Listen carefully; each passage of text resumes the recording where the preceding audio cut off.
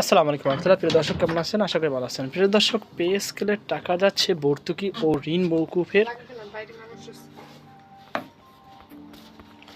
দর্শক, সরকারি কর্মকর্তা কর্মচারীদের জন্য বহুল প্রতীক্ষিত নতুন জাতীয় বেতন কমিশন বাস্তবায়ন নিয়ে তৈরি হয়েছে অনিশ্চয়তা।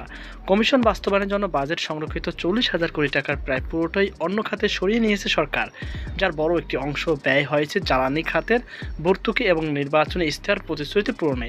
ফলে চলতি অর্থবছরের নতুন বেতন কাঠামো আলোর মুখ দেখার সম্ভাবনা নেই বললেই চলে। শনিবার 14 মার্চ জাতীয় অর্থনীতি পত্রিকার এক প্রতিবেদনে অর্থ বিভাগের সংশ্লিষ্ট সূত্রে বরাতে এসব তথ্য জানানো গেছে।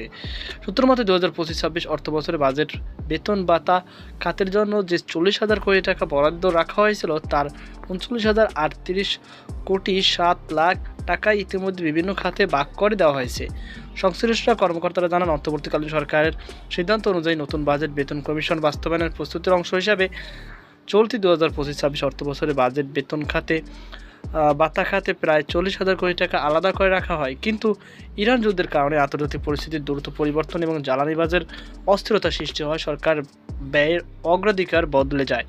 এ বিষয়ে বেসরকারি গবেষণা প্রতিষ্ঠান centre for policy dialogue CPD সম্মেলনের ফেলো মোস্তাফিজুর রহমান জাতীয় অর্থনীতিতে বলেন, এ ধরনের ঘটনাই প্রত্যাশিতই ছিল।